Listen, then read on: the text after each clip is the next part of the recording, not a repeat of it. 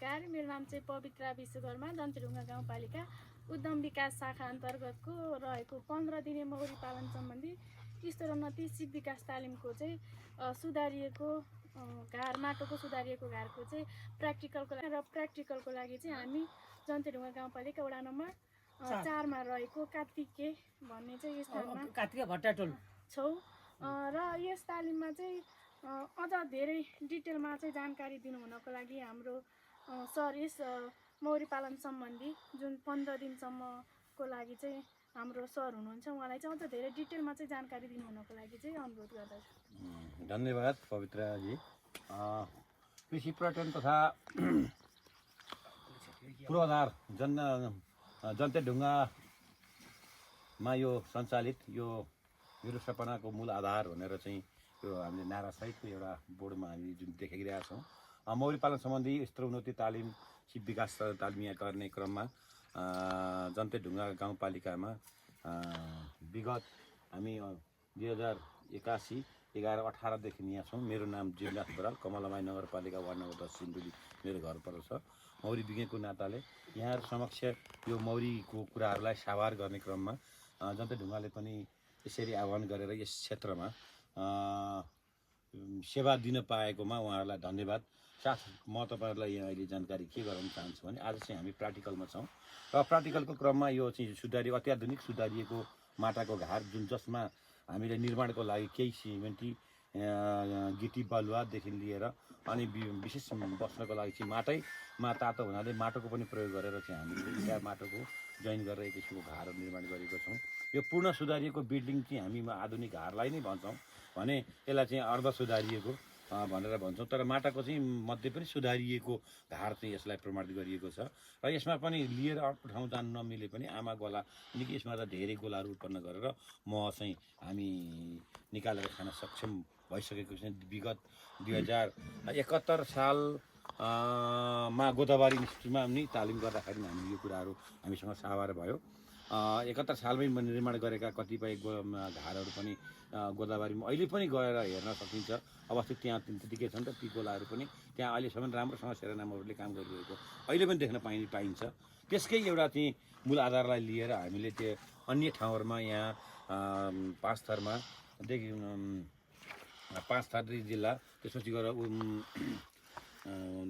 भोजपुर जिल्लामा पनि यस्ता किसिमका घरहरू बनाउने क्रममा अहिले खटाङ जिल्लामा चाहिँ जन्तेढुङ्गा गाउँपालिका वार्ड नम्बर 4 मा यो कार्तिकीमा पनि निर्माण भइरहेको छ। भैरव भट्टराईको घरमा हामी यो निर्माण गरेका छौँ र यसमा अबको 2 महिनाको सेरोबेरोमा यसमा चाहिँ मौरी भरिएर प्रशस्त यसैबाट निकालेर अत्याधुनिक मदानीमै काट्न हामी चाहिँ सफल हुनेछौँ भन्ने अपेक्षा लिन्छु। हस्त धन्यवाद। नमस्कार, म चाहिँ यस जन्तेढुङ्गा गाउँपालिकाको वडा नम्बर 2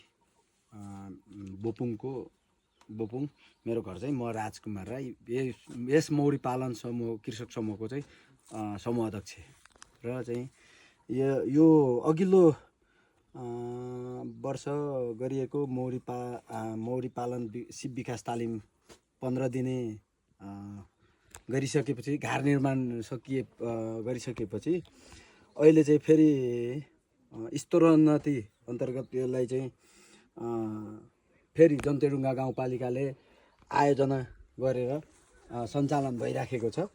यसमा हामीले यो ठाउँमा आज चाहिँ जन्तेढुङ्गा गाउँपालिकाको वडा नम्बर 4 डम्बर खुसीवालय अन्तर्गत भैरव भट्टराई सरको घरमा हामी यो चाहिँ के भन्छ उसको माटे घार मौरी घार निर्माण गरिराखेका छौँ होइन। यसमा चाहिँ एकदमै मौरी गोला हालिसकेपछि यसलाई चाहिँ तपाईँको आमा गोलाको रूपमा चाहिँ विकास गर्नको लागि उपयुक्त हुने रहेछ। यो चाहिँ के भन्छ मौरी पालनमा चाहिँ एकदमै उपयोगी मलाई चाहिँ लागेको छ होइन। चाहिँ अघिल्लो वर्षहरूमा गरिएको घार निर्माण कार्य पनि धेरै राम्रो भएको थियो। यो पटकको त झन् एकदमै धेरै राम्रो चाहिँ हामी मौरी पालनमा चाहिँ एकदमै अगाडि बढ्न सक्छौँ भन्ने कुरा मेरो विचार राख्दछु। यही उपाध्यक्ष बताउनु। नमस्कार नमस्कार उपाध्यक्ष लघु उद्यम के भन्छ मौरी पालन मौरी पालन समूह मौरी पालन समूहको उपाध्यक्षमा रहेर काम गरिरहेको छु। हजुर मेरो नमस्कार धन्यवाद। यो हाम्रो के अरे मौरी पालन घाट निर्माणको कार्यक्रमको समितिको सचिव म हजुर। अब 2081 सालदेखि हाम्रो मौरी घाट सुरु गरेर चाहिँ आजसम्म हाम्रो मेरो आफ्नै घरमा यो गरेकोमा मलाई धेरै खुसी लागेको छ। धन्यवाद। नाम भैरव भट्टराई जन्ते ढुङ्गा 4 खुट्टा कात्तिके भट्टराई टोल। नमस्कार मेरो चाहिँ विष्णु कुमार राई हो, जन्तेढुङ्गा 4 नम्बर चुम्लुङ। यो मौरी पालन कृषक समूहको कोषाध्यक्ष। अब यहाँहरू सबैलाई मेरो नमस्कार।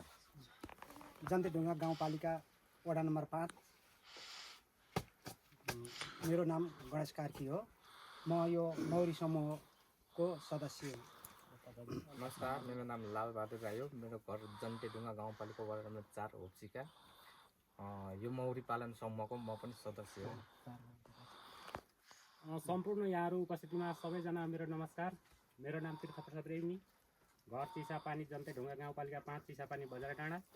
म चाहिँ मौरी पालन समितिको सदस्य र विशेष त यहाँ हाम्रो यो तालिममा सहभागी भएर तालिम सिप हासिल गर्नुहुने साथीहरू र तालिमको आयोजना गरिदिनु हुने विशेष पवित्र मिस र हामी अज्ञानीलाई मौरी पालन सम्बन्धी ज्ञान दिने गुरु श्री जीवनाथ बराज्यूलाई विशेष धेरै धेरै धन्यवाद दिँदै यति भन्न चाहन्छु।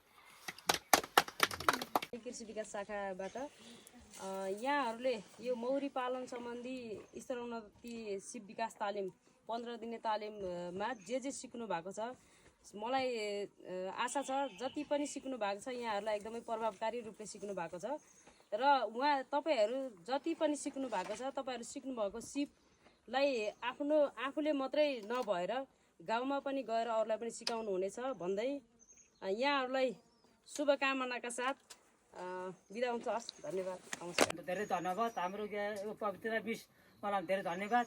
उहाँले यहाँ मेरो घरसँग आज आइदिनु भयो, धेरै खुसी लागेको छ मलाई। यस्तो के हाम्रो वरिपरि सन्तोष भएको ठाउँमा यस्तो मेरो घर वरिपरि बसिदिनु भयो, के लक्ष्मीको जस्तो मलाई लागेको छ। आज आजसम्म के अरे यहाँ आएर छ के अरे चौधका घर पनि कोही बसेको छ त। यसो मेरो घरमा आएर घर बनियो। यो त अहिले लक्ष्मी हो, यो लक्ष्मीको घरमा सबैजनाले आशिक दिएर चाहिँ पर्वा खाली सबैलाई आउँदाखेरि मैले धेरै म खुवाउन पाऊँ, सबैलाई के खुसी लागोस्। मेरो कुरा मान्दैन उहाँहरूले पनि, म पनि मान्ने छु भन्ने मेरो 2 शब्द टुङ्गाएँ। धन्यवाद।